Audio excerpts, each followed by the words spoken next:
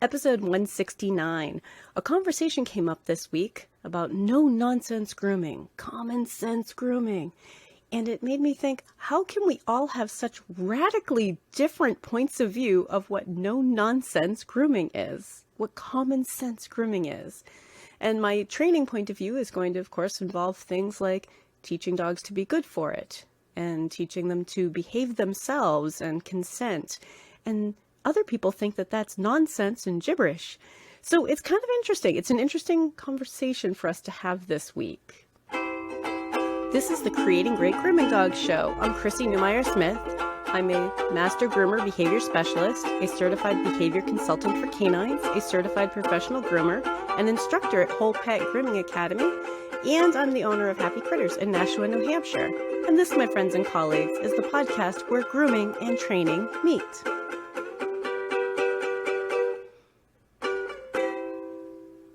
So I want to talk a little bit about no-nonsense grooming. No nonsense. And what does that really mean? It's very subjective. What one person thinks is nonsense, another person may think is totally normal. So let's talk a little bit about how we can have such different views on that.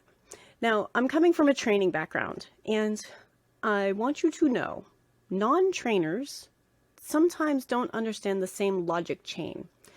Trainers often see people dealing with the same exact problem over and over and over again, trying the same thing, even though it has never worked for them. And they contact us years into a problem, doing the same exact thing that they've always done, wondering why their dog is broken. It's really, really common in dog training. Now, I know that all of us as dog professionals feel like we know dogs very, very well. And I'm just trying to make sure that we talk about this in a way that helps you understand that dog trainers see the world a little bit differently. When I see a behavior problem, my first thought is, what is the cause of the problem? Why does the dog do it? What is the dog experiencing? And then my next question is, how can I change that? How can I make a difference? How can I help this dog do something differently? Now, of course, if you've been listening to the podcast for a while, you know that I'm going to go straight to how can I help this dog be calm, comfortable, and cooperative. The 3 C's that we talk about so often. But I want you to think about how often we have dogs that are a little bit nervous or scared, or, they're wiggling against us. And I don't know about you, but I was taught you just push through it. You just push through it. You keep going. And the idea was that you would be gentler with a puppy, but not with an adult, because that adult should know better, or that adult clearly isn't capable of knowing any better. This dog's just a bad dog, or this dog is spoiled, or this dog is stubborn. Oh, that one comes up a lot. This dog is stubborn. He is stubborn. He knows better. We have been grooming him since he was a puppy, and he always acts like this, right? So it's not uncommon for us as groomers to have been taught, just push through. And I think that idea started because, when I started working with dogs in the 80s, it was kind of considered that you had to teach them when they were young, and that older dogs were going to have a hard time learning something new.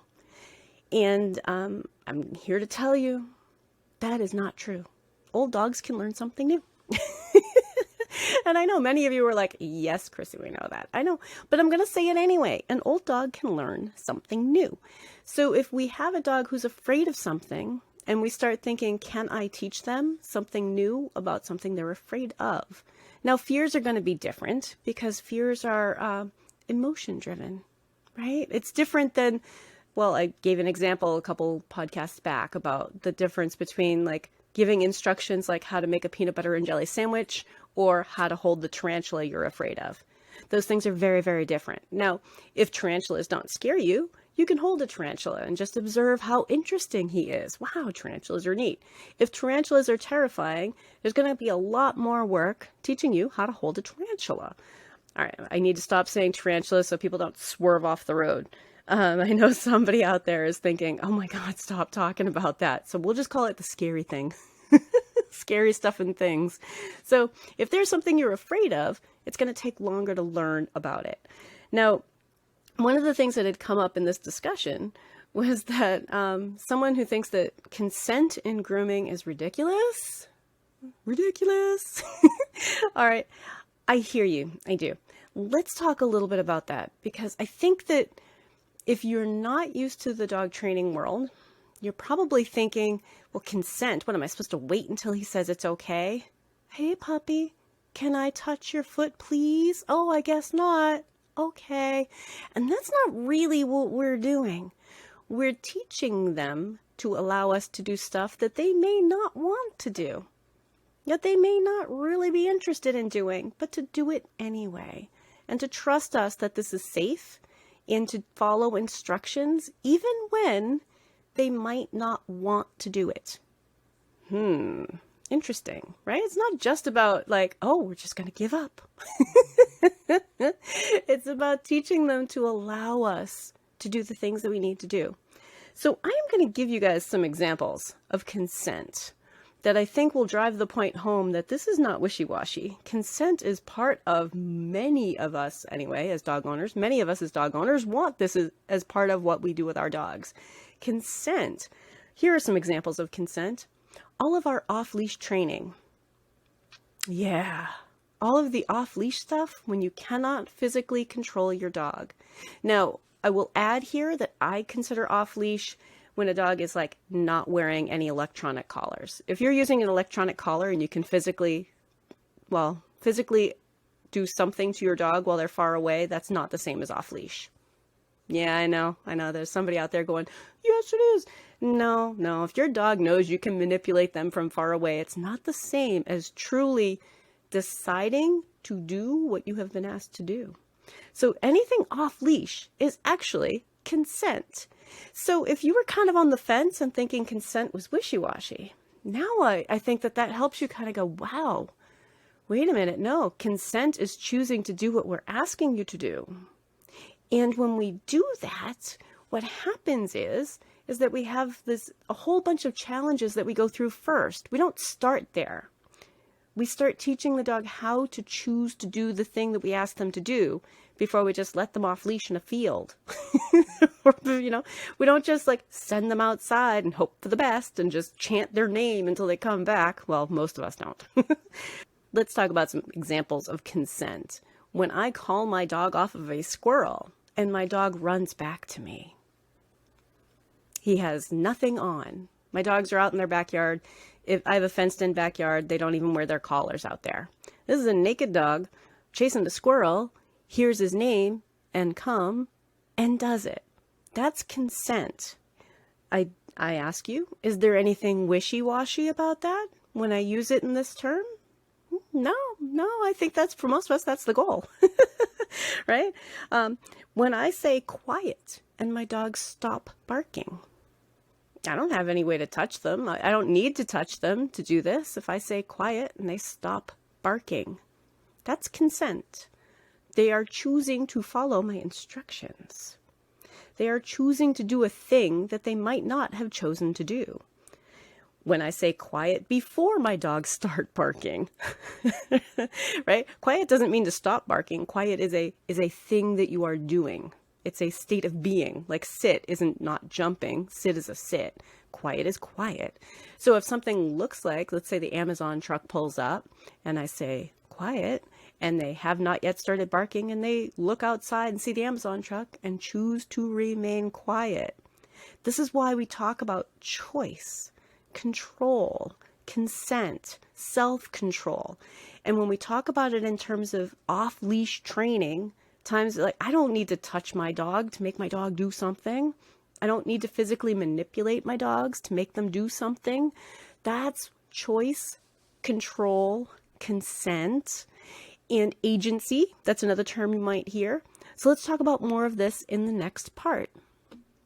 If you're listening to the podcast, please remember to subscribe and tell all of your friends. So there are a lot of times where we're allowing dogs to have choices. We want them to have choices. I want my dogs, for example, to choose to follow my instructions, but it didn't happen all at once. So I'm going to give you some more examples of consent.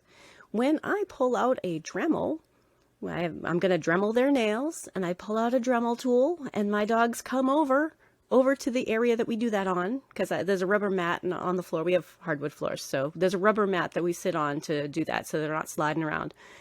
I don't need to ask them. They just go over. They're like, oh, I guess we're doing nails. That means some fun time and some cookies, right? Usually the other dog is has to be asked to step back a little bit to give us some space. Whoever got in first gets to go first.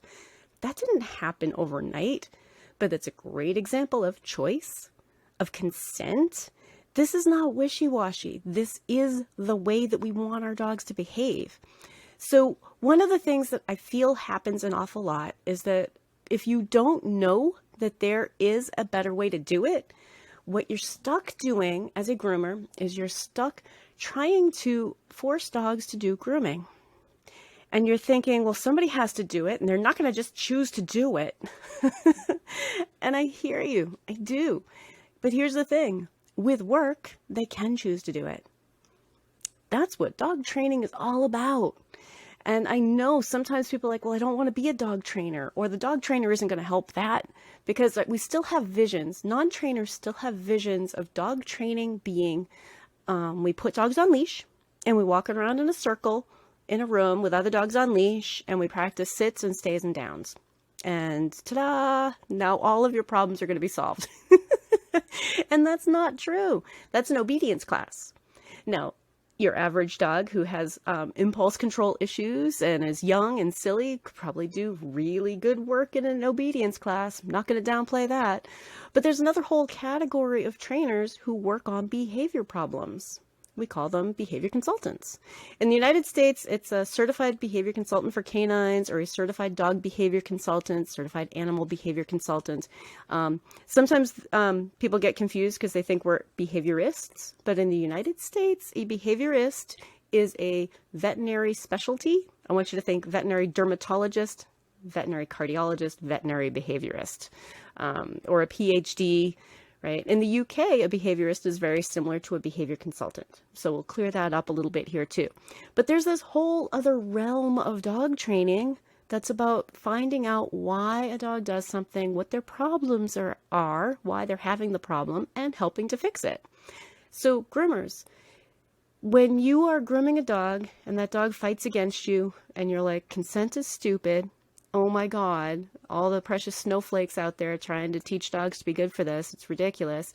And you're holding on to that dog and you're telling him no, and it's not working and it's just getting worse. To me, that is a colossal waste of your precious time and skills. Okay? That dog's going to get hurt. You're going to get hurt. Equipment's going to get broken. Customers are going to get upset, right? It's a colossal waste of your skills and of your time. And it is not the no-nonsense approach.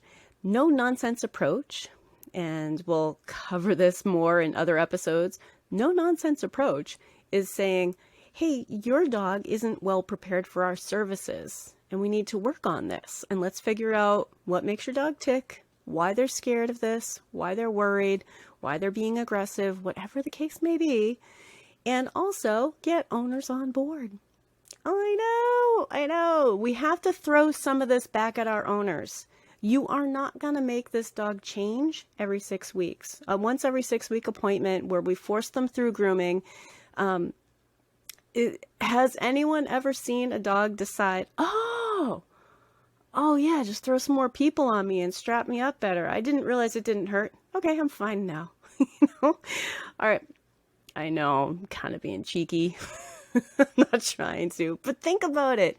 I know for me, somebody had to word it that way for me, and I was like, wait, no, that's not what oh man, that was what I was doing. Yep, I did it for a long time. I did it that way for a long time. And I want you to think about that. Wait a minute, that's not helpful. That's not going to teach the dog that it's safe. And when we teach them it's safe, that's when we can get a dog who chooses to let us do the stuff we want to do. So another thought for you is think about the dogs who are awesome for grooming. All right, just think about that for a moment. There are some dogs out there that are simply wonderful for grooming. Often you see them in the competition ring, right? So the grooming competitions, many of those dogs love being groomed. They're awesome for being groomed. And watch what they're doing, right? Yeah, they're not being held on there by a grooming loop. The grooming loop might be on because those are the rules, but that dog isn't pulling against it. That dog's not being held in place by anybody.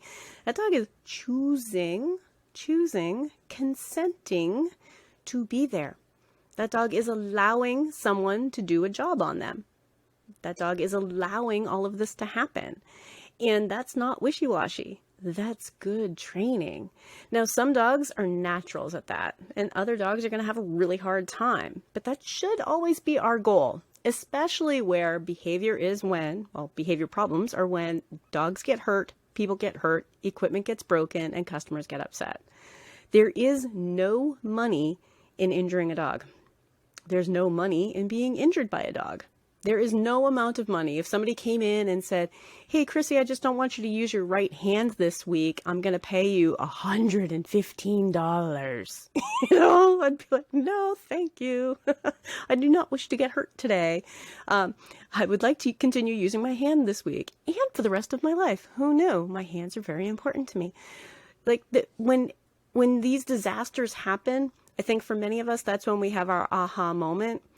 Now, one of the things that I hear is that people worry about consent and, us treating dogs like they're all precious, precious little snowflakes.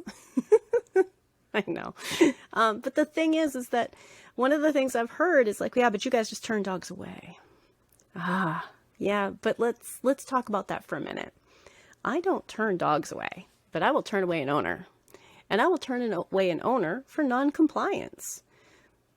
Yes. We do it for other topics. Oh, he's super, super matted. We don't like to brush him. We're not bringing him in more often, and this is the trim that we want. And we tell people, I can't give you that trim today. Let's talk more about dematting. Let's talk more about what our options are. Let's talk about how mats aren't healthy for your dog. And they're like, don't care. This is what I want. Just trim over what you think are mats because you're ridiculous. You silly groomer. You don't know anything about my precious, precious dog. What do we tell those people? I'm sorry, I can't help you. I'm not going to put a trim on a matted dog, right? And use the same kind of logic. Your dog is really stressed out by this. I am not going to do the trim that you want, the kind of work that you want me to do on your dog while your dog is stressed about it. There is other work that must be done for us to be able to do that. This makes sense. This is no nonsense. This is common sense grooming. But it's not common sense until someone has explained it to you, right? It's not common sense until somebody says, there's a solution set, and don't let these owners take advantage of you. And I know sometimes as groomers, because I used to do it too, it's almost like you're wearing this badge of honor that, oh yeah, even the toughest of the tough dogs, I can get a muzzle on them. I can use a rabies snare and get them on my table and get a muzzle on them and get this job done. You bunch of sissies, I'm the one they call when they need a real strong arm. I was there. And frankly, yes, I can get nail trims on dogs, but that's not what I do. I am no longer the person that you come to lovingly and patiently traumatize your dog. That's not what I'm going to do. And again, if that dog gets injured, which is pretty likely when they have a behavior problem, someone's going to get hurt. That's the problem with behavior problems. Someone's going to get hurt, right? And once that dog gets hurt, there's no money in it. There's no money in it. That owner's not going to be like, oh, wow, I understand. You might have an owner who does. You might. But they're still going to want you to pay the bill. And they're going to be like, you charged me for that? Yeah, I charged you for that. So consent in grooming is not about being a precious, precious snowflake. It's about teaching dogs to be good for the things they need to learn how to do. So I'm going to wrap this up with some other off-leash examples, because I think that's when we really start thinking consent, agency, choices, allowing dogs to make the right choice, and working them up to that we don't start there. We build them up to that. So I'm going to give you one last choice, one last example. I'm wearing my Bark Flyball t-shirt. I compete in flyball with my dogs. It's a crazy, crazy sport. And there are 2 teams, 4 dogs on each team. And the first dogs go over 4 jumps, hit the trigger box, get the ball, carry it back over 4 jumps. Second dogs go, third dogs go, fourth dogs go, right? I mean, there's 2 lanes. There's at least 8 dogs out there. There are people, there are toys, there are balls all over the place. There's barking. And when you release your dog down that lane, they're loose. There's nothing holding them in. And every once in a while, a dog, ball pops off the wrong way and they go off course and we all just yell, loose dog, But it takes time to get there. But even in chaos like that, you'd be surprised how many dogs can do it. And that is an example of entirely off leash, because there's no real way to do that game on leash. I mean, you could do it with a long line, but it would just knock all the jumps over. So I think we forget that off leash training is like the whoa, awesomeness of training. And it's consent. It's a dog choosing to do the thing that we ask them to do, right? The dog that is not in our hand, the dog that we cannot physically manipulate, choosing to do what we ask them to do, is consent. And it's not wishy-washy. It's the goal. And the example for a grooming table might be the dog that all you do is just, go through the motions. And the dog's like, yeah, okay, whatever you want to do. That also is consent, right? I mean, a dog can make themselves untouchable. And I think we forget that. A dog could throw such a twisting fit that they hurt themselves on the table. I think we forget that until something awful happens. Consent is, I choose to stand here politely and be good while someone does stuff to me. And it's the goal. And it is no nonsense. It is definitely the common sense approach once someone has explained it to you. Once somebody has shown you that that's what it means.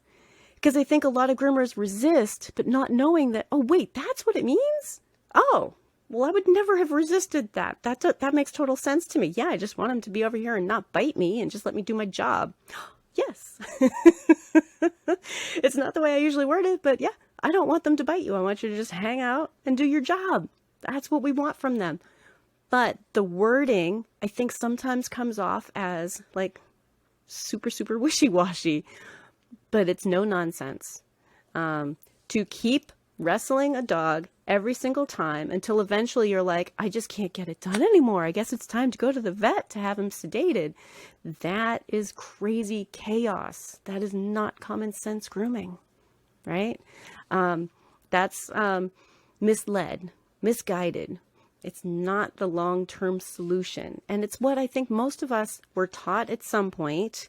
There's a new generation of groomers who have been taught differently, but sometimes even new groomers are being taught by someone who was taught by someone, and a lot of our techniques are just handed down. It's like a medieval guild or something. They're just handed down from the person you learned from, right? So you might not know this, or you might have a friend or a coworker that you debate this with. Go ahead and send them to this episode, right? Use the example. Tell them, like, yeah, all that off-leash work that you see dogs doing that looks so snazzy, it looks so cool. Yeah, that's consent. Yeah, that's cooperative. That's consent. That's good training. It's just good training. If you like the podcast, please remember to subscribe.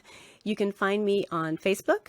You can find the Creating Great Grooming Dogs Facebook group, the Creating Great Grooming Dogs Facebook page. You can also find me, Chrissy Newmeyer Smith, on Facebook, and I'd love to get a chance to talk to you.